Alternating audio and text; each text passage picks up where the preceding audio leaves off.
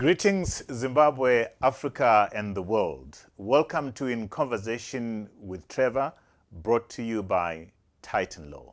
I go beyond the headlines and beyond the sensational. Today, I'm in conversation with the senior pastor of the New Life Covenant Church, Bishop Tudor Bismark.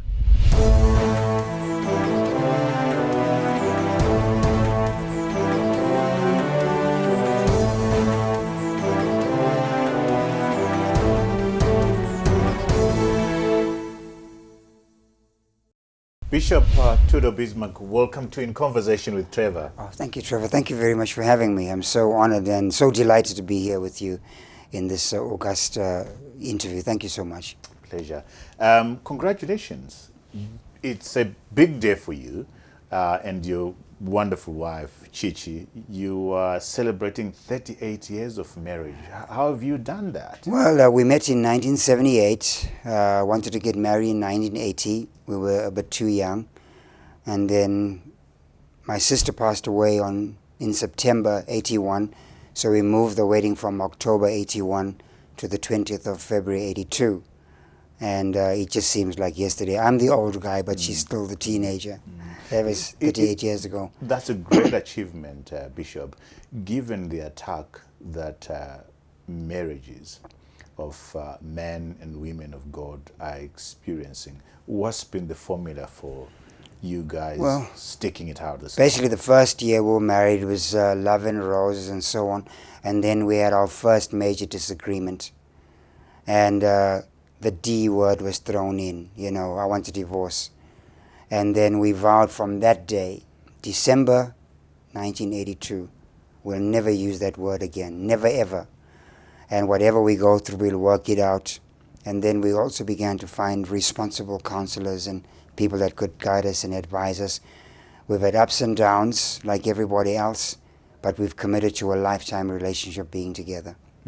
What advice do you give to couples going through stormy territories as far as marriage is concerned? Well, life is really unpredictable. No matter where you are in the world, it's just terribly unpredictable. And so firstly, in premarital counseling, when we get to do it, I don't do that much anymore, we go through the vows and we deal with the for better, for worse, for richer, for poorer. We deal with those actual dynamics, what that means, and to take that commitment very seriously. If you're dealing with moral issues and moral failure, it's not impossible to work through. It becomes challenging, but we've encouraged people to work through those. We've not been in that area of challenge, but we've helped couples survive and work through those kinds of things.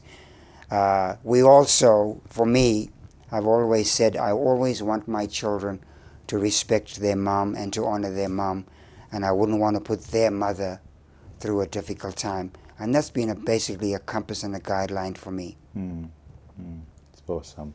Let's go to the beautiful people that brought you to this world, your mom and dad. Your dad was a musician. And interestingly, your mother was a Muslim prior to getting married to your father.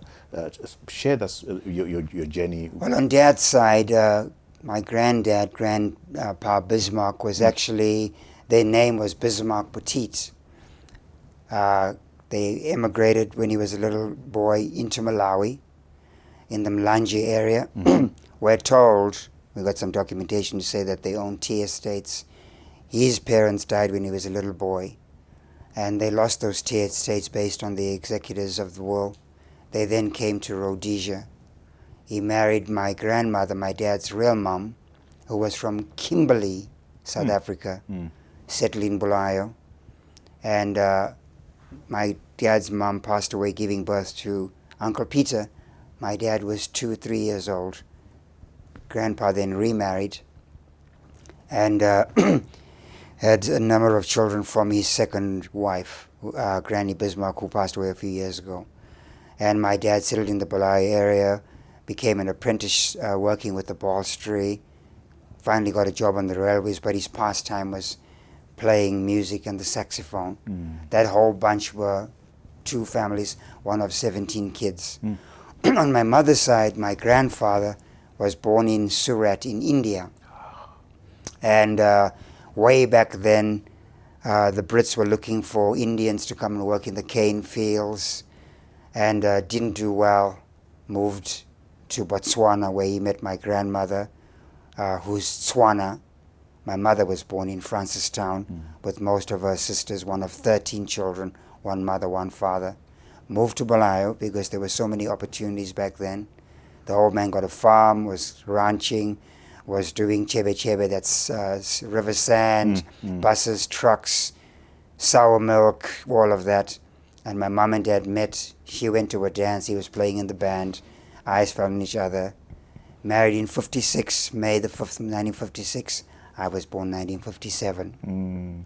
How was it like growing up? You know, talk to me about a young Tudor Bismark. You know, did they ever spank? What's the most stupid thing that you ever did? Well, I was very traumatized as a boy. I went to school, started in Tranance School. I had just turned 5. The 5th of January is a tough time. I should have spent another year at home, but my dad got a job working on the railways, and they were laying track from what is now Rutenga to Triangle. There were no shops out there. There were no roads.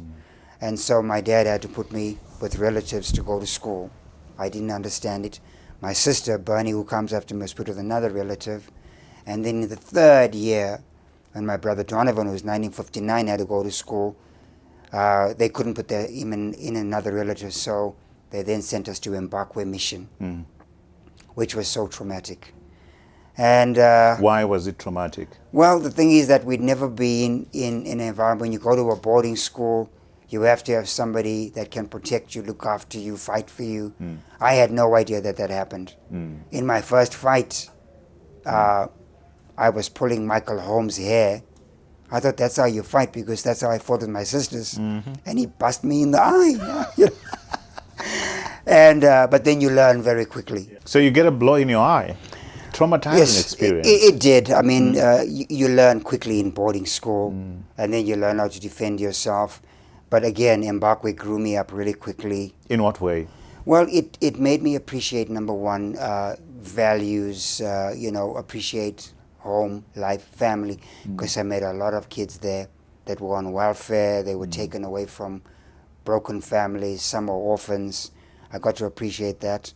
I also got a tremendous grounding in terms of education, because the Catholic school, mostly Irish and British nuns, who were so anti-Rhodesian Front, disliked Ian Smith, disliked apartheid, and put in us, actual values, etc., and the value of education. So when I left Zimbabwe and went to Founders High School, we were literally 2 classes ahead in education.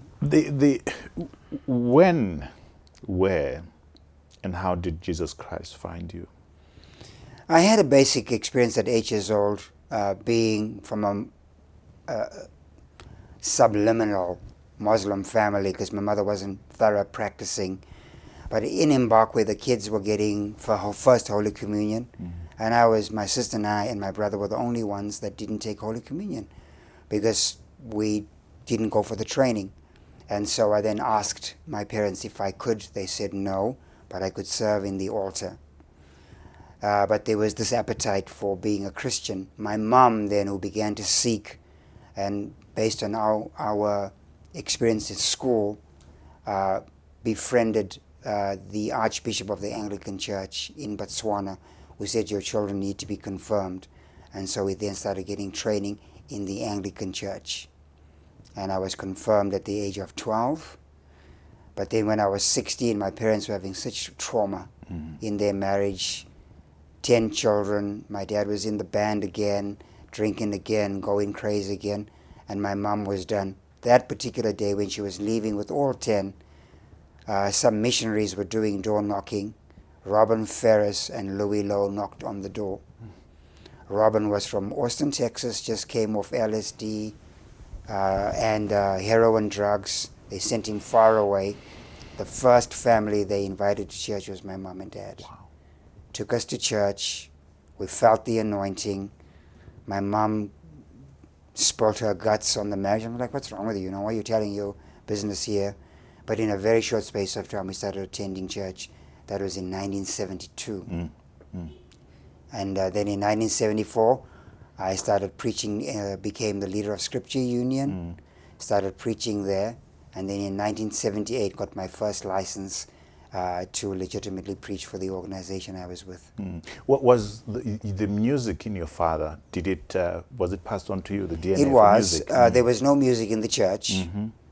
So the missionary she was basically the missionary's wife, Susan Ferris, her name was. She was pulling a piano accordion. We already had a piano in the house because my dad had bought one for us. And so my sister was playing piano. I started playing guitar. I was playing for the band in Founders. I played sax, flute, clarinet, and so on. I took O-level music. My sister took O-level music, A-level music. So music was already in our family. And now that the church needed musicians, we came in as a family band. Wow. So you played as a family band for the church? For the church, yes. And speak to me about the most powerful sermon that you've ever preached. Well, that's a tough call. You know, I think there are basically, Trevor, seasons in which things happen. The first message I ever preached in South Africa defined some of my journey. My message was entitled, that was in 1978, God, the Supreme Man Builder. And that's when we began to, you know, play around with empowerment and Black Kushite message, Pan-Africanism. And then in 1990, in Dallas, in England, preached another very significant message, and that was on Rebecca, and that even though you're an outsider, you have a right, you know, to an inheritance. That was 1990. And then for me, the breakthrough came in 2001, preaching for Bishop T.D. Jakes at the Pastors Leaders Conference. The message was entitled, The Blessing of 1,000 Times More. All of those messages in those decades defined my life, my ministry, and my future. So probably The Blessing of 1,000 Times More is probably the most powerful and the most outstanding. What was the response to that message? Well, again, we couldn't anticipate. It wasn't my preferred message that night. It was something different. It was almost an accident. I read Deuteronomy 1 verse 11, where Moses says, God has blessed you, and the blessing of 1,000 times more be on you. And then I heard like a sonic boom. I thought there was a problem with the microphone, and the Holy Spirit said, no, it's not the sound, it's me. And then shockingly, I saw hundreds and hundreds of people. There must have been about 10,000 people in that auditorium, mostly pastors, running to the front and throwing money, checks. I was wearing an African kente print garment. The reason for that, I'd been preaching a few weeks in the States. I had no clothes, my clothes in the laundry. They hadn't come back. And I thought, okay, let me just put this on. And it was a mistake. And people thought this was brilliant, that I was Pan-Africanist, and it was all a mistake.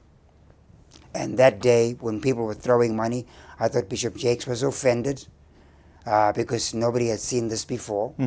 I was panicking, but it was just a moment. It was just an absolute moment. And I became known as the guy that preached the blessing of 1,000 times more. In that message, as the weeks went by, videos went out. And the thing about it was, a month before, the Twin Towers were bombed, 9/11. And so Bishop was taking a chance on that meeting. Pastors came believing in Bishop Jakes. Before I spoke, there was a feed from President Bush to thank the pastors for defying the terrorists and traveling and so on. And after President Bush was Bishop Jakes introducing me. And President Bush said, I'll be watching the meeting. So I was like, oh my. Wow. So it was a stunning moment. And a lot of pastors knew me from that moment. Still today, people refer back to that particular incident and moment. Awesome. To talk to us about the ups and downs of building this amazing church that you have built now, the presence that you have in Zimbabwe, particularly on the continent. But let's start with Zimbabwe. How has that challenge been, the journey? How has the journey been? 1980, Cheech and I went to Houston. We weren't married, we were about to. My missionary's son, Regan Latter, was getting married, and We shared a bedroom because I lived with him here for 4 years. He asked me to be his best man. And so we went to Houston. And I had a strange visitation there. We were offered to live in America, get married, live there, go to college. And this is definitely God. But I had a visitation, supernatural visitation, go back to Zimbabwe. I was like, you go back to Zimbabwe, you know. The country had just become independent. People weren't really sure on what Robert Mugabe was going to do. He had won a huge majority, which was stunning. Many people don't have this conversation that 20% of the parliament had to be whites, 1/5 that was part of the Lancaster Agreement. So his hands were tied. But again, a bit of a loose gun. Nobody knew what he would do. They thought he might go Samora Machel way. And I was like, I'm not going back to Zimbabwe. We have a great opportunity here. But Chichi said, we need to go back. And when I agreed to, I had this dream, which was so poignant, that I would build a church that had at least 10,000 people and a building to go with it. And at that time, there were very few churches anywhere that had more than a couple of thousand people. And so some people, accuse me of egotism and narcissism and whatever the case might be. But we held on to that and we anchored with that and remained even after challenges that came in the 90s and then 2000s. We built our entire idea and thought around that visitation from God that we ought to be here and remain here. There had been many opportunities to leave. We refused to leave. We have committed to being in Zimbabwe and remaining here. What's a day like in the life of Bishop Tudor Bismark? What's your day like? Again, before the mid-90s, I was having just a general day, office boy, going early in the morning. But I said I would not turn 40 without an earned degree. And so 1997, coming towards 40, I went back to school and earned my degree. And because there was dial-up, internet was just coming and perfecting and so on, I had to use the dial-up thing with the phone line. And so I had to come early so I could get a decent signal and stuff like that. So I would start coming to the office about 2 in the morning. And then it just became a lifestyle and a habit. So now I get up about 10 to 4. I leave the house about 4:15, and every day religiously, including today on our anniversary, I was at the office at 4:45. Wow. And go through emails, go through schedules, things I have to do, appointments.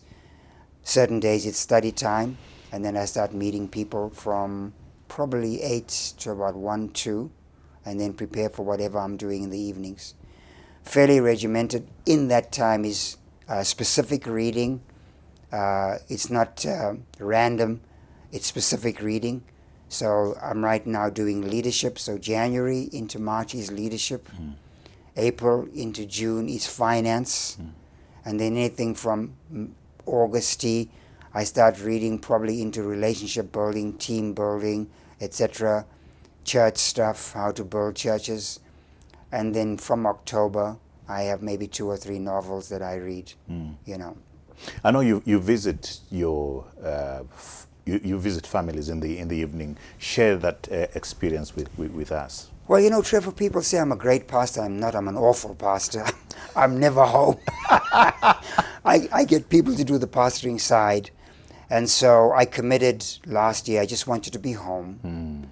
And so while I'm home, most of the people I'm meeting in the day are basically relational. Okay. In the evenings, I'm now visiting families, going to see where they live, eat what they eat. I don't want them to do anything special.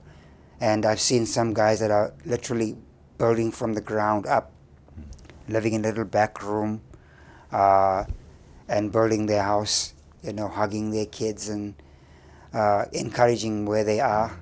Our family last week didn't want me to come to the house because they had just laid tiles. The roof wasn't up. It had been raining. I said, no, I'm coming. They want to take me to some restaurant. I said, no, I'm coming. And the children, oh, Bishop. We wouldn't have seen that at a restaurant. And I'm hugging their kids and eating what they're eating. and feeling for them, praying for their breakthrough, and trying to feel what Zimbabweans are feeling right now, their pain, their struggle, their, you know. And what are they feeling, Bishop? What are they pain of your congregations and your parishioners? What are they going through? What are they seeing? What are you experiencing when you visit? When we started, we committed to buying a house and owning property and putting money away, which is part of our culture. We still do that. But we have young couples now, married 2-3 years, no jobs, basically dealers, entrepreneurs, trading here, buying, selling, cross-border, taking those few profits and building their house. And to see them doing that, you know, trying to find a school for their kids, driving on awful roads, has been very painful and very difficult. What has that done to you? It's been very painful because now I have to keep on preaching messages of hope. I've tracked 2010 to 2020, my crossover service messages, which have been very concerning because I've been saying, next year is your year, it's your breakthrough year, the doors are opening.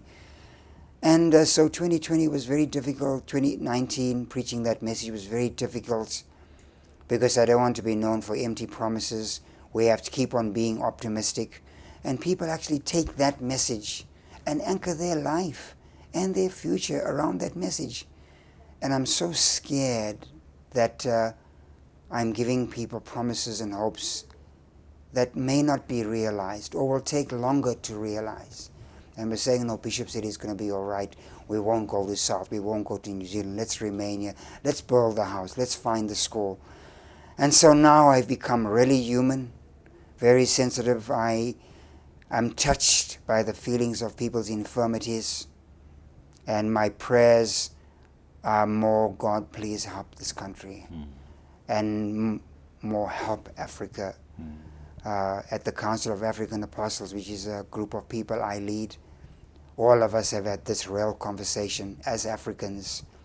You know, let's continue to be hopeful, but let's now anchor our gospel around salvation and a culture of prosperity, not salvation equals prosperity. They're two separate things, because a lot of times people have come to church and equating their salvation, relation with Jesus Christ, and prosperity. They're two separate things. Yeah. I call it microwave Christianity. I get born again today, and because the bishop has said, this is my year, I expect by the end of the year to have prospered. I mean, I haven't prospered, Bishop. What do you say to me? You told me this is my year. And so we're now moving around what actually pleases God. And what pleases God is, without faith, it is impossible to please God. So when a person asks God to increase their faith, that's Luke 17 verse 5, increase my faith. The minute you ask your God to increase your faith, you've asked for an impossible task. Impossible. So when we preach a message of faith that your breakthrough is coming, that faith is going to be tested. Because the just live by faith, and your faith is going to be tested. And so we're trying to balance the message. We cannot, if you look at the Martin Luther Renaissance time when he said the just shall live by faith, and nailed that thesis on the cathedral door, and Europe came to an awakening. That awakening came with a certain quality of life and prosperity. So for me, I'd like our message, including prosperity, to be quality of life. Water that actually works, electricity that's actually delivered, schools that have good teachers, exercise books that are actually there, a pipeline that kids will go to high school and to a university that actually has quality professors, where there's money available for entrepreneurs. And so we're trying to develop and perfect that pipeline alongside a message of faith and prosperity. But how do you how do you do that to continue preaching a message of hope and encouragement in this destitution, in this poverty that people are drowning in. How do you do that? It's mandatory because where we are, I've been in ministry since 1974, which is 30-some years, almost, no, 40-some years. If we don't stand, the person that just gets born again next week will fall yoga. It's like, if these guys can't stand, how are we going to stand? So it is a responsibility to keep on preaching that hope and hawking that hope. We look at dramatic testimonies in countries like Ghana, Tanzania, Ethiopia, where Christians have gone through worse in terms of war and struggles and pain, and they've made it. So we anchor our faith with those, and we've agreed collectively that we must preach the message of hope. It is responsible to do that every Sunday, because if we don't teach that and preach that, people will not be able to stand. Bishop, I'm, as Zimbabwean is going through what they're going through right now, and hearing you saying this, and some of them asking, but where is God? A lot of what we are in is in the realm of what I call human will. There's a message I preached some years ago, the 5 wills that affect every human being. The will of God, the demonic will, and then there's the individual's will. Human will in this world is more powerful than the will of God. Do not, for example, he says, do not eat of that fruit. That's my will.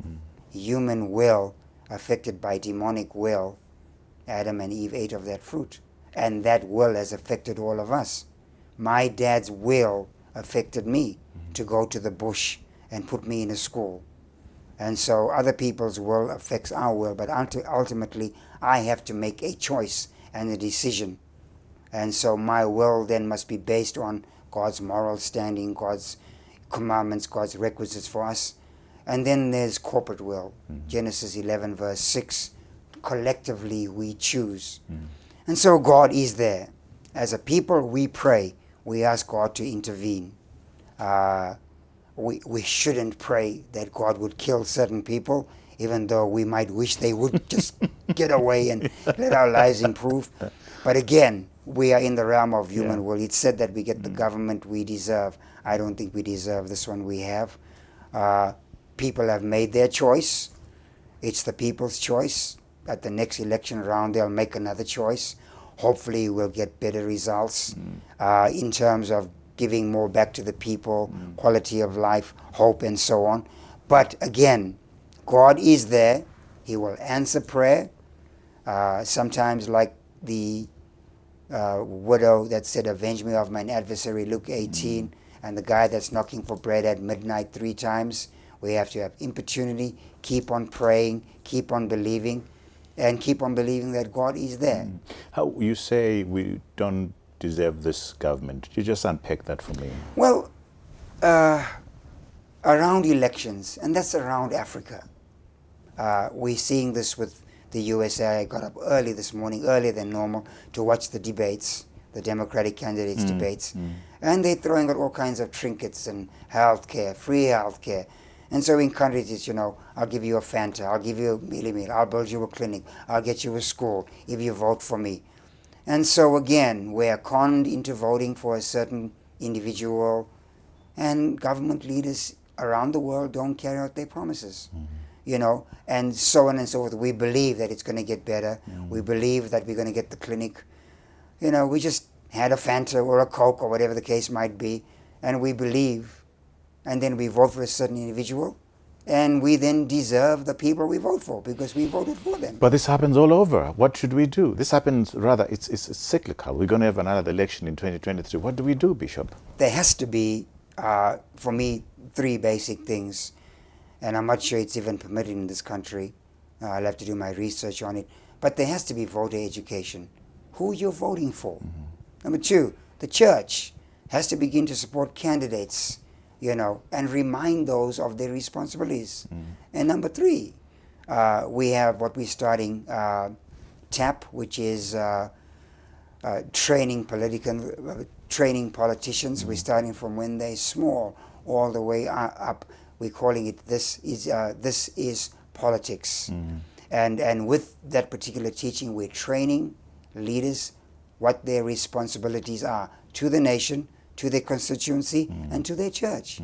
And so there has to be training. And again, it's a long-term goal. Immediately, I'm not sure we're going to get the kinds of results. Generally, when you have strong one-party states in a semi-multi-party system, the dominant party is going to rule and dictate.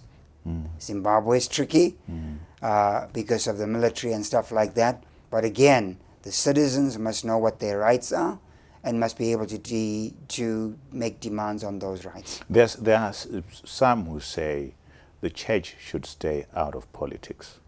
What's your view? It's not really possible. I think the church needs to speak, especially when there's injustice, human rights violations, violence and stuff like that.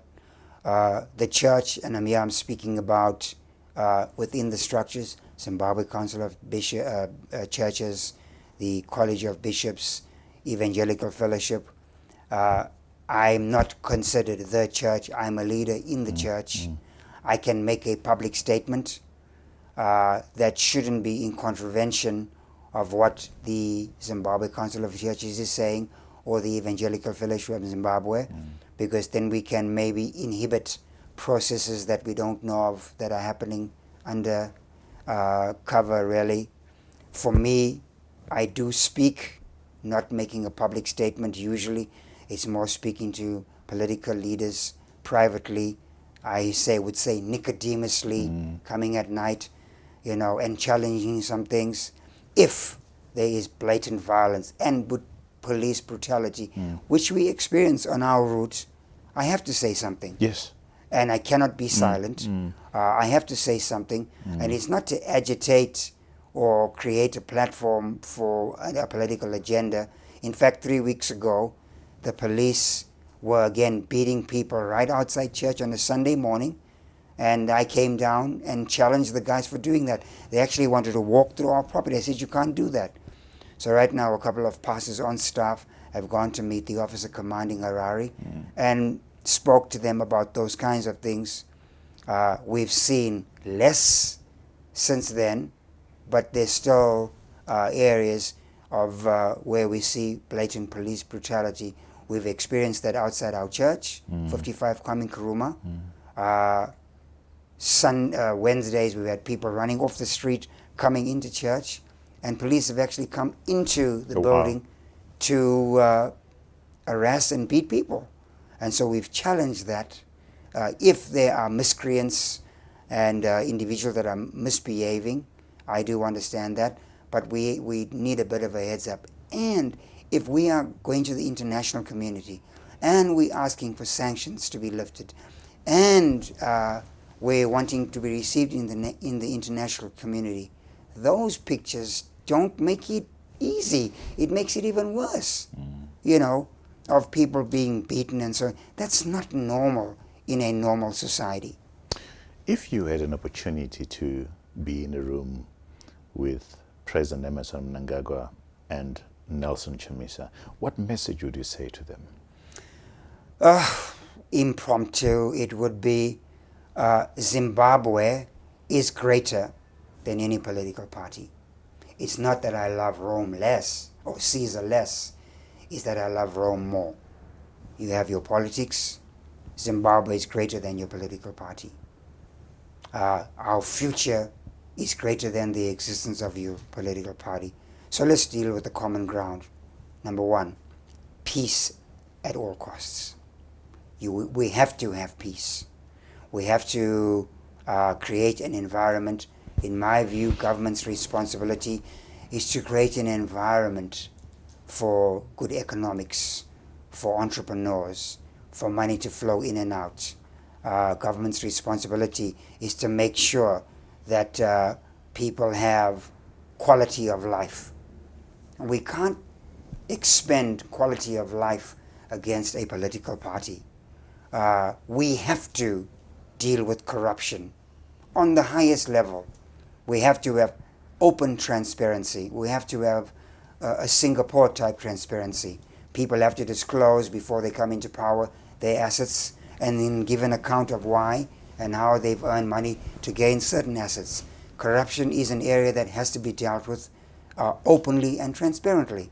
And that's from pastors to political leaders. And those are things that they have to stand together in as vested interests in the nation. The love of Zimbabwe. It's greater than personal gain. You preached at one time, you used to preach at one time, wearing the Zimbabwean flag around your wrist. What is that signifying? Leading up to 97, when the land acquisition deal began and land grab began and there was lots of violence, Zimbabwe was like going up in smoke. We were praying hard for Zimbabwe. Cindy Jacobs had prophesied Zimbabwe was the breadbasket and of Africa and so on. And so as a tool for intercession, I began to wear the flag and try to get people everywhere I preached on the major platforms. You know, they would ask, what is that? I'd say, we're praying for Zimbabwe. It was a tool for intercession. And I wore that flag for probably 12 years, just praying and praying and praying, leading up to 2013 elections. After those elections, I kind of like took the flag off again. Why? I felt that that particular job was done in terms of intercession. And I also felt like I became known for wearing a flag and not for a message of empowerment, not for kingdom unity. I didn't want to be labeled as an individual wearing a flag. So people still ask me, why don't I wear a flag anymore? What's gone wrong? What's different? I feel the kingdom agenda is greater, unity is greater. Africa as a continent is greater than a single flag. So that's one of the reasons why, the main reason why I stopped wearing the flag. You emphasize the issue of unity is greater. But right now, as a nation, we're so polarized, Bishop. What would be your message to Zimbabweans around that? It's not simple. There's going to be polarization. There's going to be preference. Most political parties, in this case, from 1978, 78 into 1980, grassroots politics, guys were getting grassroots going down there. And so I said many years ago that the concept of Mugabe was greater than Mugabe. Because in the rural areas, you'd mention his name, he was literally a god, really. And it would be unthinkable to vote for somebody else because of who he was and what he did. And they did the grassroots work. The late great did some phenomenal things, and those won't be forgotten, shouldn't be. And so in South Africa, you have ANC is greater than the other parties because of what Mandela and Oliver Tambo before him did, etc., what those individuals did, those that went through Fort Hare University, etc. It's very difficult not to be polarized. And so now when you have a new political party in terms of political journey, the MDC, for example, the face was Tsvangirai versus President Mugabe.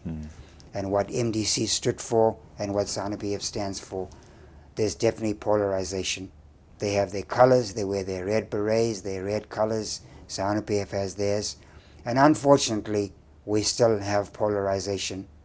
What we have to grow is we have to grow into maturity, where we respect a person's views, we respect a person's opinion. Chicha and I are so different. We're 38 years married. I eat hard eggs. She loves soft eggs. I get up, struggle to get up in the morning. I'm still grumpy. She's an AM person. I can stay up all night. She's an Arsenal supporter. You are a Liverpool supporter. I'm sleeping with the enemy. But again, with our differences, God made a tree. And in that single tree, a robin, a crow, a canary can dance their song, wear their colors, and celebrate. Zimbabwe is a big tree. All the birds and expressions can have their expression in that tree. And we must respect each other's views, each other's opinions. If they violate cardinal laws from sovereign to human rights, definitely. But other than that, we must respect each other. We must honor each other. You know, we can't have a police state where CIO guys come in and monitor what somebody's saying in the church service. And if you speak against bond notes, you marked a certain way. That's ridiculous. We have to have these freedoms and be free without insulting somebody. I need to be free to express my opinion. You are passionate about developing leadership. What do you say to somebody who says we are exactly where we are right now because of a deficit in leadership within the church, within politics, within the boardrooms? What would be your view? I think futuristic leadership needs to be built around vision. Without vision, people perish. And so you can have somebody have a vision. Samuel, the book of Samuel says, in that day, the word of God was scarce and there was no open vision. Eli was the leader. He had no vision. His sons Hophni and Phinehas were leaders. They had no vision. And so God trusted a national agenda to a 9-year-old boy, Samuel. God called his name 3 times, and God gave him the national agenda, firstly spiritually, economically, politically, and that national agenda grew with Samuel. And God promised him, your words will not fall to the ground. And so for us in Africa, we need to clarify what our vision is. We are too broad brush. You know, what the AU is talking about in Addis is very broad brush. We're very short on details. So we have the late great Moyes, the Julius Nyerere's, the Kwame Nkrumahs, the Robert Mugabe's, Nkomo's, so on. Those were all broad brush leaders. What we need now are leaders that can work out the details.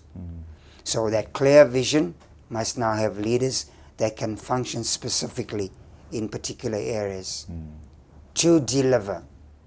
Leadership training is not leading with people following. Leadership is actually identifying and bringing direction. And so there is leadership, for example, if I'm driving on a road, it's like the other night visiting a family, I asked them what road I was on. They said to me, you're on the wrong road. So yes, I was on the wrong road. They identified I was wrong, but they couldn't tell me which way to go. And so what we need is, don't tell me I'm on the wrong road. Give me directions to find the right road. And so we need those kinds of leaders to emerge. And unfortunately, on our continent, the minute somebody emerges, even in churches, when somebody emerges with that kind of potential leadership, we try to stifle them and bring them down instead of encourage them to grow and express themselves. You have been tested as a leader and as a person. Your very touching story of your youngest son, Bernstein. How is he doing, by the way? Well, he was with me this morning, coming to celebrate with us our anniversary. Describe to us what Bernstein is going through. Yes, we have 4 sons. Bernstein was born in 93. I hope I got that right. We discovered in April of 1993 that Bernstein had a severe heart condition. We were preaching for my dad at his conference over Easter, and Bernstein's nose had thick green mucus. His chest was very bad. And so Chichi and my dad rushed him to the emergencies in Bulayo. And the doctor there said, your son, to Chichi, your son has a severe heart condition. She said, no, he's just got a bad cold. He said, no, I can hear it. There's a murmur. But also his fingers are clubbed and his toenails are clubbed. We then were referred to Dr. Bannerman and then discovered Bernie was born with a hole in his heart that could not be mended. But the tragedy was that he was born without a pulmonary artery. And off his aorta are now collateral vessels, which are veins coming off that plug everywhere on his lungs. And we were told, your son will not live to the age of 12. He's now 26. 26. When he was 18, along with his challenge, he had a mental breakdown. And his dream patterns, his memory was totally erased. What has that done to you in terms of your faith? What has that done to you? We had to categorize Jehovah Rapha, that God is a healer, because God does heal. And he continues to heal. We've seen miracles in our church in many places where God has healed others. We've seen miracles dance around our son. The only issue I have, Trevor, with that is that our son, if this is a test for me, if I'm paying for the international ministry I have, in my view, and I fight with the old men all the time, including this morning, it shouldn't be at my expense. I mean, it should be at my expense, Not at his Jen's expense. I've discovered many phenomenal leaders have similar challenges, and so we're now dealing with the, we don't want to become toxic, because I can't speak out of a heart that's that's toxic. I don't want to have toxicity and have vengeful attitudes. I want to try to stay pure and be touched with other people's feelings. In fact, when we took Bernstein last year to meet Dr. Bannerman, Dr. Bannerman said to me, he said, "You know what, Bishop," he said, "I thought your son had the worst heart condition I'd ever seen." He said, "These kids I'm seeing now are going to need you because their child has actually a hollow heart. This child may not live." What has this journey taught you, Bishop, about you? Well, firstly, that no human being is a god. We're very quick as human beings to make people gods. It has humbled you. Well, it's broken me. It's given me a contrite heart. It's made me more human, more approachable. It's made me become more sensitive to other people's needs, that the person next door probably has a greater struggle than I do. It's made me fearful because we have grandchildren coming up. I don't want my sons and daughter-in-laws to have challenges we've had. My sister Shirley is still, she's now in her 50s, still having a challenge. My mom, who's 85, in 2 weeks, still watches over Shirley, who's 55. And that was my greatest fear, that we'd have a situation like that. I just pray that individuals that have challenges like that will continue to have confidence in God, that God knows what he's doing, that he's perfecting something in the future, whatever it might be. Has it brought the family together, or It has. dissension? It's brought us together.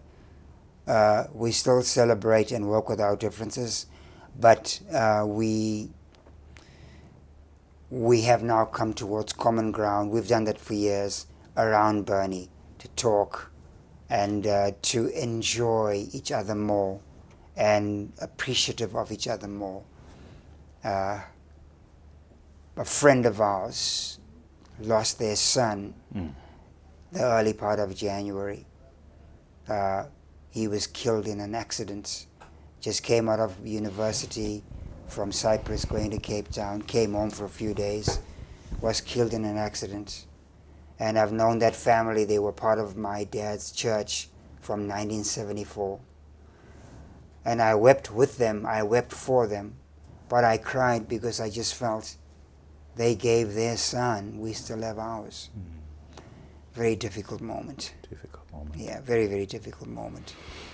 We pray for Bernstein's recovery and comfort. But God continues to bless you. God has given you an amazing network. You've built amazing relationships all over the world, on the continent, in America. Speak to me about that. I mean, T.D. Jakes, one of my favorite pastors, is a close friend of yours. Talk to me about that network and what it's done for you. Again, a lot of what we've done, we've just been in the right place at the right time. When our church began to grow, the way that started was we began to support pastors, give them allowances every month. The organization I was a part of was against us doing that. They said we are creating a welfare system where people are going to be trusting in the welfare and not living by faith. Well, I couldn't correlate that in my head. And so as we started supporting pastors, we then started planting churches, and our ministry began to grow throughout Zimbabwe. At that time, my international ministry in terms of a public platform began. I got onto TBN almost by accident. The guys that were leading TBN, Praise and Worship, came out of the same church that the missionaries that converted us to Christ came from. We discovered that at a conference I was preaching, they were leading Praise and Worship, and over lunch we discovered that. They then said to me, would you like to come on TBN? Didn't know what that was. They explained it to me. I then said, okay, I'll come on TBN. My driver had a company that was a telephone company. He gave me a 1-800 number, printed me a card, said, you're going to need a name for this ministry. I said, well, we New Life Ministries. He said, that's too common. I'd written a song entitled Jabula in 1988. My sister Bernie said, why don't you take Jabula? Mike then developed the font. He said, you need something in bright red to be striking, you know. And there's a bit of humor around that. And so that's how that began. And when I went on TBN, I was told, you know, you got a good message, you African. The only African that was known at that time was Benson Idayosa. And so I was told that if certain people come, including Bishop Jakes, Benny Hinn, Rod Parsley, if they are available, we bump you off. Off TBN? Off TBN the night, you know, because they were doing revival services and they'll come on. And I was fine with it. And so one of those nights, it was a Thursday night, Bishop Jakes was available. And I was going to be preaching on the Friday. I did Wednesday, and I was going to do Friday. And so that's how I met Bishop Jakes. And we talked a little bit. Of course, he was rising. My name was seen around his, especially around a magazine called Charisma Magazine. And he did his homework. And that's how he invited me. But then, because we were planting churches and starting churches around the world, we had to have a name, which was Jabula New Life Ministry International. We then started to organize these churches into national structures, which are now in over 30 nations. Wow. I don't lead Jabula. We have an international presiding bishop that leads Jabula. I'm just like the president of the organization, a figurehead. Hopefully we'll enjoy some benefits from that, you know. But again, we just opened Venezuela, Wow. Chile, Wow. we're in Dominican Republic. So we have a Spanish expression. I'm going there in the later part of this year because they want to meet Papa, you know, which is quite interesting and striking. An amazing journey and an amazing story. You busy. You don't sleep enough. True. How do you exercise at all? Well, I run. I try when I'm on the road. I run every morning because I get up early, so I run every morning. I try to do a minimum of 10 Ks. When I'm in Zimbabwe, I'm running weekends because it's not possible to run during the day, you know. And so weekends and public holidays, I get that run in. Try to keep my weight down, eat properly. I've been the same weight for the last 20 years. Oh, wow. Which is 67. I've dropped a bit of weight because of the fasting program, but I'm around about 67. I don't do sugar. I don't do fizzy drinks. I don't do desserts. I don't eat after 10 o'clock at night. Wow. I don't. Because you can't keep the kind of schedule dragging all of that around.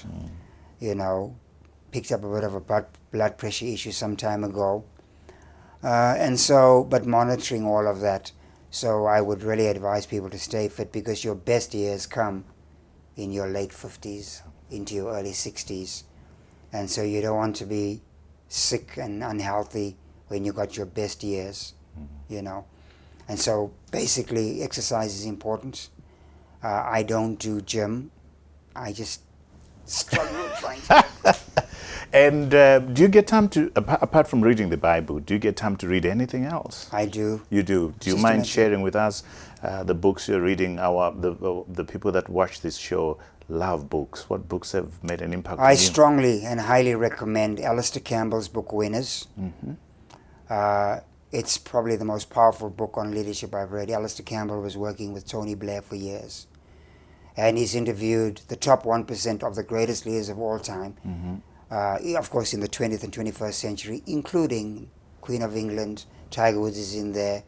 You know, why they succeed. And he tells in that book, every person that succeeded, mentions the Beatles out of Liverpool. If a person puts 10,000 hours into something, which is 8 hours a day, for a minimum of 10 years, you are guaranteed success. Bill Gates is in that deal. And so what that did for me, reading Winners, Why They Win, it helped me develop a culture. It's a culture of winning. It's a discipline of things that has to be done. So with my prayer that I put in the late 80s, 90s, nobody was calling me. Nobody was asking me to preach. I had nothing to do. So I prayed 8 hours a day and spent tons of hours in my Bible, from Genesis all the way. And so in January, I did the Old Testament through. I've gone through the Bible already twice this year on audio, fast speed. Because if you put the time in, the returns come. And so I would encourage guys, Winners is a really, really great book. Sam Chand, who writes on leadership, he does stuff on holding your ladder. Anything by Sam Chand is great. But, I mean, Maxwell is a no-brainer. You know, it's a phenomenal read and a great book. And for me, one of the greatest books of all time, which I read 3 times a year, is by George Clason, The Richest Man in Babylon. Wow. 7 Cures for a Lean Purse, chapter number 5, I believe. It is a phenomenal book. Taught me how to save money. We put money away every month. 18% of all of our income You put away. we put away in our businesses, in our ministry, and in our lives. I strongly recommend The Richest Man in Babylon by George Clason. Wow. A man who reads so much, a man who's wise like this, how do you get to support Liverpool? Well, it's, you never I'm an walk- Arsenal supporter, so, whatever. you know, I'm offended that you are a Liverpool Whatever. supporter. Well, You're going to win the league, it looks like. Well, on the 25th of April this year, I'm going to Anfield. It's the second last game at Anfield. We definitely will win the league. What Jurgen Klopp has done, he's brought a culture which is playing for the badge. Alex Ferguson did that with Man United. You're not playing for a salary, you're playing for the badge. The badge is greater than the salary. And so I think Klopp has done that now. He's built a phenomenal team. What he has done is he's succeeded in building the spine. Goalkeeper, midfields, and striker. Everything else is peripheral. And for anything you do, you must have a reliable spine. And so Liverpool's having a good patch. It looks like if he continues in this way, it will be several seasons they could be in that mode. Other teams are now going back to building, rebuilding, and so on. And so it's a season as Liverpool supporters we want to enjoy and should enjoy. Fortunately, I'm not being tormented by Man United supporters. You know. As an Arsenal supporter, it pains me to say we wish you the best as Liverpool. Thank you, Gunners. Thank you. Bishop Tudor Bismark, what a pleasure it's been talking to you. And what an inspiration your journey has been. We pray for Bensten's comfort and recovery. And we hope Liverpool does lift the cup as Arsenal supporters. So thank you for coming, Thank you. busy as you are. Let me turn to our audience back at home, on the continent, in the diaspora. We thank you for watching In Conversation with Trevor, which is a weekly show.